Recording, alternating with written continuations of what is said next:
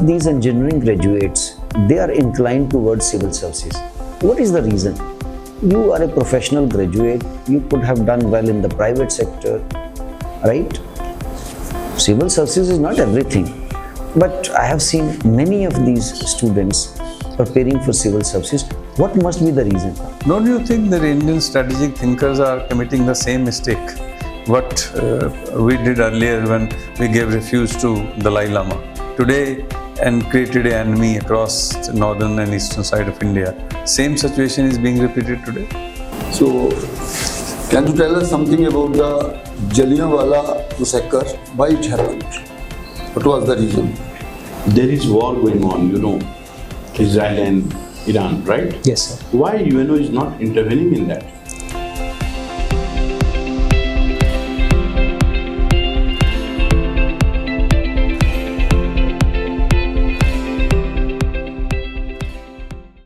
So may I come in? Yes, come in. Please come in. Good evening, sir. Good evening, sir. Please take your seat. Thank you, sir. Introduce yourself to the board. So my name is Sparsh Sharma. I am from Udhampur district. I have completed my graduation from Haryana College of Technology and Management in Kaithal. After that, I appeared for the civil services examination and I appeared for the interview as well in the very first attempt. But I couldn't make it. And after that, I'm working in multiple educational institutions in Delhi as a freelancer. So you took UPSC also? Yes, sir. 5 times. Yes, sir. So you appeared in the interview once only? Yes, sir, in the first attempt only. In the first attempt? Yes. And then in the next 4 attempts? So actually in the second attempt, I failed in GS. In third and fourth, unfortunately, I failed in CSAT. In fifth as well, the very recent attempt, I again failed in GS. So that is why. Okay, Sparsh, we just want to know, we have seen many of these engineering graduates, they are inclined towards civil services. What is the reason? You are a professional graduate, you could have done well in the private sector, right? Civil services is not everything, but I have seen many of these students preparing for civil services. What must be the reason? So actually what I feel is that it's not only about many civil engineers. Actually, it's proportionately, the country is producing more engineers. And in the proportionate section, in the proportionate amount, the aspirants are coming for civil services. And this is not the case that they are not preparing for civil engineering. There are people who are doing well in civil engineering as well, but just the country is producing more engineers. And that's why more engineers are reflected in the civil services. See, you have your own field, like even if you get into the government services, you have Indian engineering services. You could have taken that exam and continued with your own field only. So actually I had made a mind of the civil services earlier only, and that's why I started preparation in the third year only. Even before that as well, in the 12th standard only, I have thought of the civil services examination. I went for advice to my father, and it was on his advice that I did civil engineering. Your hobby is badminton. Yes, sir. Can you play badminton in space? So it is relatively difficult because of the gravitational, because gravity is very important for shuttle to come down. So it's relatively difficult, but still if it can be then done. how you can play? Once you start playing, it will not come down, the shuttle will not come down. So that requires an extra effort from the athletes. They have to go to the shuttle just to push it to some extent. So that's why it is only if the athletes can put in an extra effort. Traveling is your another hobby. Yes, sir. Any place where you recently visited? So very recently I went to Kazakhstan and United Arab Emirates. How come? As a tourist only? As a tourist only, sir. Okay. So, can you share some experiences? So it was a What you have learned from these visits? So these two nations, Kazakhstan and UAE, what I learned from Kazakhstan is that people are really very humble and very helpful. Specifically towards Indians, there is a very sense of bonhomie. And what I learned, what I found very impressive as well in both the nation was the public transportation system and the otherwise traffic management system. So that kind of impressed me, and the culture as well. Like people greet with very large bouquets. That was quite strange to see at the first time, but it was quite good in Kazakhstan. Okay, fine. The capital of Kazakhstan is? So Almaty. It's actually Astana. I'm so sorry for that. Astana. Okay, fine. And your father retired from the government service and he was a gram sevak, Yes, village level worker. Yes, sir. Right? What is the role of a gram sevak? So the primary role of a gram sevak is to implement the decisions. And how important is this institution? Both.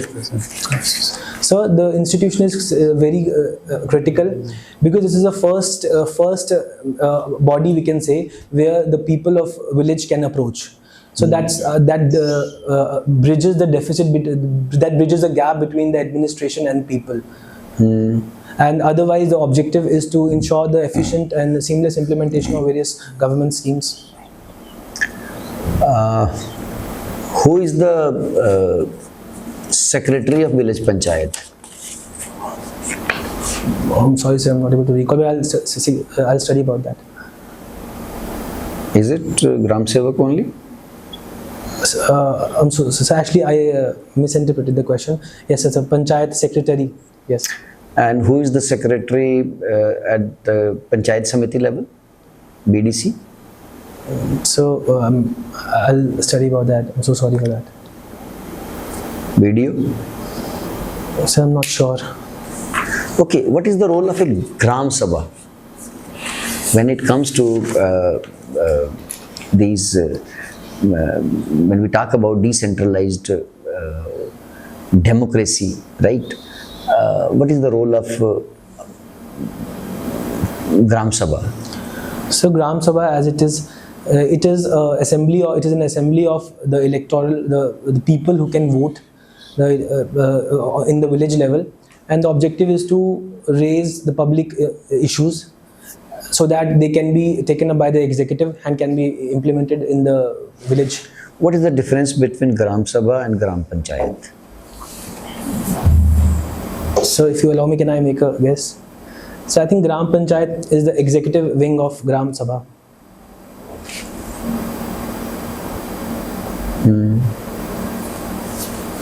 Gram sabha reminds you of what?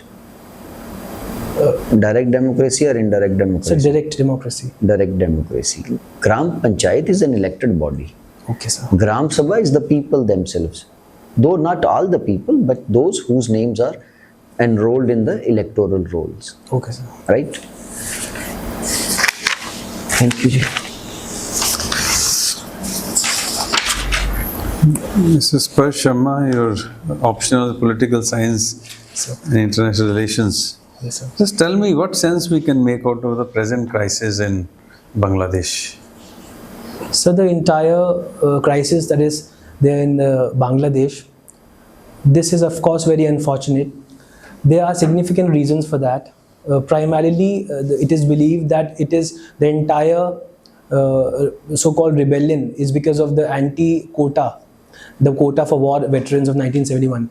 But apart from that, there is a covert issue as well. It is said that the United States of America is trying to carve out a Christian nation from India, Bangladesh, as well as Myanmar, to have a permanent presence against China.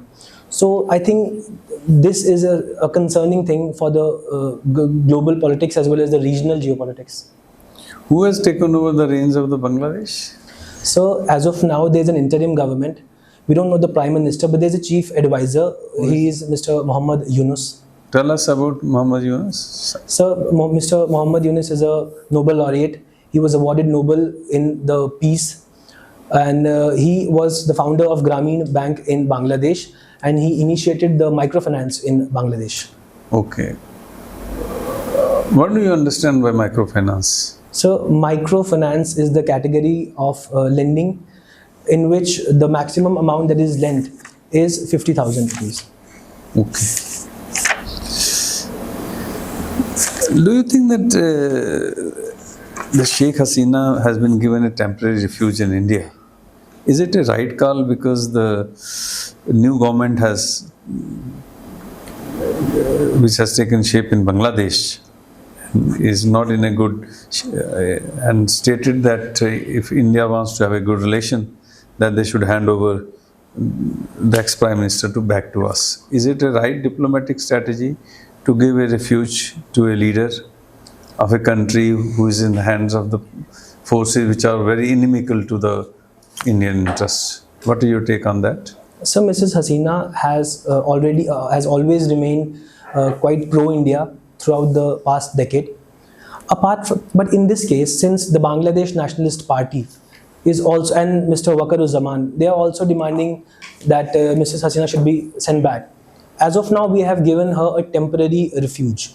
At the same time, I believe we should explore other diplomatic channels to ensure that she get the visa of UAE, USA or UK.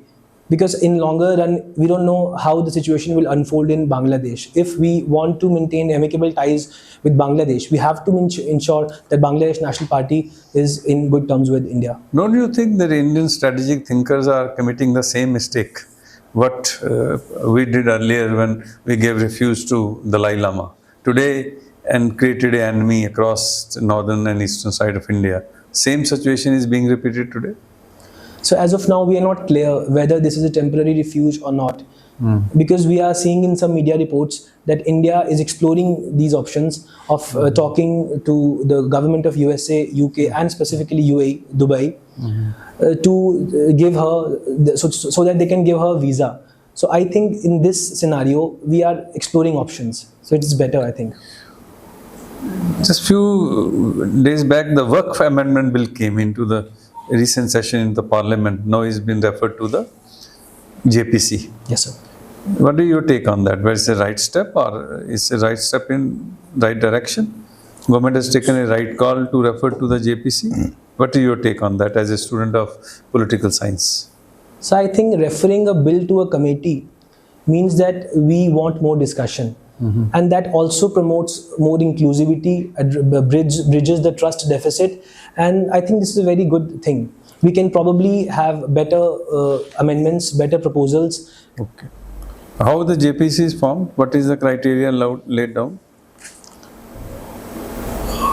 So I'm sorry, sorry about that. How many members from the Rajya Sabha and Lok Sabha? So if you allow me, can I guess? Please make a guess. How many members from the Lok Sabha and how many members from the Rajya Sabha? Sir, 11 from Lok Sabha and 10 from Rajya Sabha. No. So let's 21 from Lok Sabha. Okay. 21. Just last question, that the recent Supreme Court judgment has come for subdividing the scheduled caste, scheduled tribe, for creating the sub-quota. As a student, political science, what do you take on this recent judgment of the Supreme Court? Is it in right direction? Because in 2004, the same Supreme Court held a different view. So I think we have to explore, we need to understand about the dynamics. For that, we need to have another commission. Like Justice Rohini Commission said, that only 25% of the benefits of the reservation are taken by only 10 castes. So if this is true in case of SC and STs as well, I think we should explore. For that, we need a careful examination, and the dedicated committee can do that. But in that judgment, another judgment came that creamy layer should be also to be excluded from the affirmative action. That was also part of the judgment. But yesterday, the government of India has taken a position that there is no concept of creamy layer in scheduled caste and scheduled tribe. Are you aware of that? Yes, sir. So what is your take? Whether the government has taken a right position as per the law, or just is a political position? So, as per the law, the affirmative action policy towards scheduled caste and scheduled tribe is based on the social and educational backwardness. So, there is no criteria of economic backwardness in this case. So, as per the law, it's good, it's okay. But we have to think whether we want to explore the creamy layer option as well or not. Do you think the right of the government is correct? What they have stated, that there is no concept of creamy layer in scheduled caste. So, as per the precedents, as per the law, I think as per the accepted precedents, it is good. My personal opinion is that we can explore whether creamy layer can be taken up or not. Okay, thank you. Thank you, sir. Okay, Sparsh. So what is the meaning of this name? So Sparsh means to touch something. To touch something. Do we have something with this name, Sparsh? Is there some platform or something like that? So with Sparsh, we are having a scheme of Department of Post to promote the collection of stamps at the school level. Also, there's another portal by Ministry of Defence for streamlining the pension management system of the. Wonderful, wonderful. Okay, Sparsh, means I was just going through your hobbies. This is Cardistry. Yes, sir. What is this Cardistry? So Cardistry is the display of card tricks by swift manipulation of hands just to make the entire art appealing. Okay, so so what is the origin of these playing cards? From which country it originated? I'm sorry, sir, I don't know about that. I'll study about that. Yes, this is something very basic to this hobby. Okay. You come from district Udhampur. Yes, sir. So can you tell us about economy of Udhampur? What is it all about? So the economy of Udhampur is primarily an agrarian economy. Apart from that, some industrial estates are also developed to promote the manufacturing. But primarily agriculture is the backbone, and fruits like apple, apricot, plum are grown in the outskirts of Udhampur. And what about the presence of Indian Army there? Yes, sir, we are having the headquarters of the Northern Command in Udhampur, Chinar House. So who is heading that command right now? So he is Lieutenant General Suchendra Kumar. Okay, Sparsh, you are already working with the Vision IS as copy evaluator, Yes, sir. and you are based in Delhi. So I work from home now. Okay, no issues. But certainly you must have got the exposure in Delhi. So, what is the latest controversy related to the death of 3 students? So the controversy erupted when 3 students, while studying in the basement of the library in one institute, they died unfortunately, and now people are demanding the compensation, as well as they want a holistic inquiry on how many institutes are running such commercial establishments in the basement, although it is banned as per the 1976 master plan of Delhi, which is being followed. Okay, thank you. B.Tech from Kurukshetra University. Yes, sir. So can you throw light on the ancient history of Kurukshetra? So Kurukshetra is associated with Mahabharata, and it is believed that the war of Mahabharata was fought on the land of Kurukshetra. Now, what is the story behind Brahma Sarovar? So I know about that. If you allow me, can I just make it? So in Brahma Sarovar, it is believed that the eventual war, where the entire soil had turned red, it was first witnessed at the Brahma Sarovar where we are having today. At present. Okay. So, when this interview was started at that time, twice or thrice you said that the country is producing a lot of engineers. And the engineers are now coming into the civil services. But similarly, country is also producing the other graduates, not simply the Engineers. engineer graduates. So again I am coming to this point that engineer graduates are coming in good strength in this civil service. So the entire discipline of civil services offer a diverse range where we can work in many fields and have a lasting impact on society. Probably this is one reason why the civil engineers want to diversify their area of working. Can you give few reasons that there are number of thousands of degree colleges in the country, and every year the thousands of the degree holders are coming out, but they are not approaching to this civil services. Can you identify 2, 3, 4 reasons that why they are not approaching toward this field? I'm sorry, sir, I didn't understand the question. There is a number of degree holders who are coming from the degree colleges, simple BA or BSc holders. They are not coming toward this civil service in good strength. Though they are coming, but not in good strength. So I think this is a personal choice of the people, and I believe I have many friends who are from degree colleges, and I think based on my experience, more than 90% are prepared for the civil services. Maybe one of the cause, a reason related to the exposure. So this is one reason, because in engineering colleges, almost in every engineering college, my friends and my colleagues as well, I have understood that there are many talks about the civil services in the hostels, in the friend groups. That's why people get influenced easily. And apart from that, nowadays the entire discipline is quite aggrandized as well as commercialized in the social media as well. Probably this is one of the reasons people want to have very appealing jobs. Okay, right. So tell me that what was the relation of Raja Suchet Singh with Ramnagar? Sorry, sir, I'll need to read So it. any importance of Ramnagar? Have you heard the name of Ramnagar? Yes, sir, I've been to that. How far is this place from Udhampur? So it is 45 kilometers. Less than 40. Right. Then why Ramnagar is so important? So there are some fortresses in Ramnagar. Probably that was a strategically important area for the rulers. And in the contemporary scenario, it is known as well for its kaladi, that is a local cuisine. Do you have an idea related to this historical importance of Ramnagar? No, sir, I will read about that. You don't know. So, can you tell us something about the Jallianwala massacre? Why it happened? What was the reason?